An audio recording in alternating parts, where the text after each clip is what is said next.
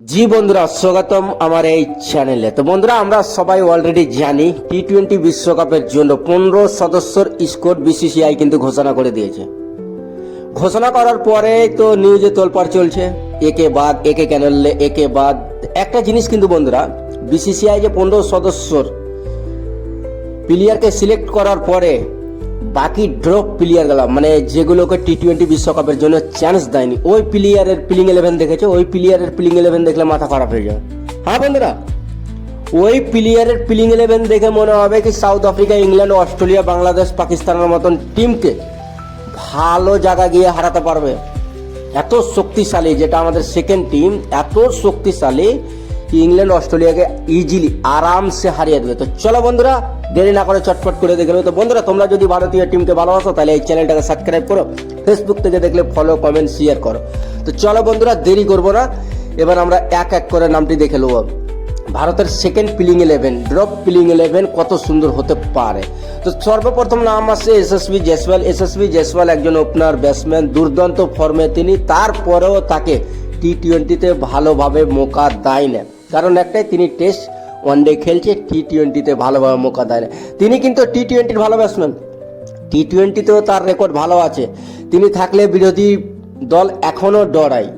ওর সঙ্গে থাকবে ঋতুরাজ গায়কোয়াড়। হ্যাঁ বন্ধুরা, ঋতুরাজ গায়কোয়াড়কে ওর সঙ্গে দেখা যাবে ওপেন করতে। ঋতুরাজ গায়কোয়াড় রিসেন্ট সাউথ আফ্রিকার এগেন্স্ট ওয়ানডেতে কত সুন্দর খেললে, সেঞ্চুরি 70, 50 এরকম রান বানিয়ে এলো, তারপরেও বিসিসিআই তাকে সিলেক্ট করলো না। এর মানে কি বুঝতে পারলাম, বিসিসিআই এর কাছে এদের চেয়েও ভালো প্লেয়ার আছে, নাহলে তো সিলেক্ট করবে না। যে 15 জন সদস্যকে সিলেক্ট করেছে তারা তো ভালো প্লেয়ার।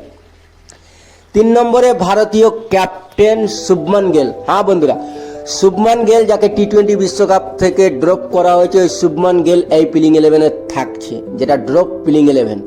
4 নম্বরে থাকছে শ্রেয়স আইয়ার। হ্যাঁ বন্ধুরা, শ্রেয়স আইয়ার ভালো ব্যাটসম্যান, এতে কোনো সন্দেহ নেই, তিনি ভারতীয় টিমকে অনেক ম্যাচ জিতিয়েছে। 5 নম্বরে wicket keeper batter Rishabh punt.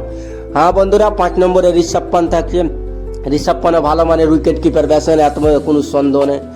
আর একটা জিনিস, জ্যোতিষ শর্মাকে কিন্তু আমি বাদ দিয়েছি এই প্লেইং 11-এ। তারপরে 5 নম্বরে ঋষভ পান্ট। 6 নম্বরে থাকছে অলরাউন্ডার নীতিশ কুমার রেড্ডি, ভারতের নতুন উঠতা হওয়া চেহারা নীতিশ কুমার রেড্ডি 6 নম্বরে অলরাউন্ডার। 7 নম্বরে থাকছে কুনাল পান্ডে। হ্যাঁ, আরসিবিকে যে কাপ জিতিয়েছিল, আরসিবি যে 18 বছর পর কাপ জিতেছিল, তার কিন্তু ভালো যোগদান ছিল। তো ওই কুনাল পান্ডে থাকছে 7 নম্বরে। 8 নম্বরে থাকছে ভুবনেশ্বর কুমার।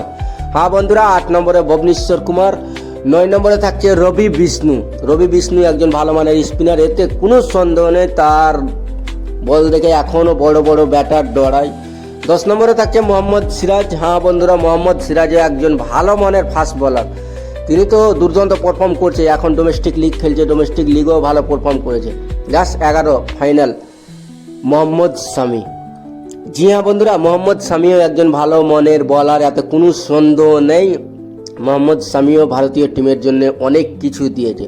তো বন্ধুরা, এই হচ্ছে ড্রপ প্লেইং 11, যাদেরকে বিসিসিআই মৌকা দেয়নি টি-20 বিশ্বকাপ 2026-এর জন্য।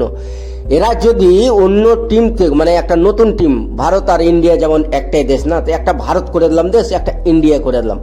তো এরা যদি ইন্ডিয়া টিমটা সিলেকশন হয়ে গেছে, এবার ভারত থেকে যদি এরা খেলাতে, এরাও হারিয়ে দেবে ভাই বড় বড় টিমকে, Sri Lanka, Australia, Bangladesh, Pakistan, England, south Africa, এদের মধ্যে এই বড় বড় টিমগুলোকে হারিয়ে দেবে। একটা জিনিস তো মানতে হবে ভাই, বিসিসিআই জয়সা ভালোই ক্রিকেট খেলেনি, কিন্তু তিনি ক্রিকেটার ভালো ভালো তৈরি করে গেল, এটা কিন্তু মানতে হবে। জয়সা এমনি যাই করুক না কেন, ক্রিকেটারদের জন্য অনেক সুবিধা করে দিয়েছে।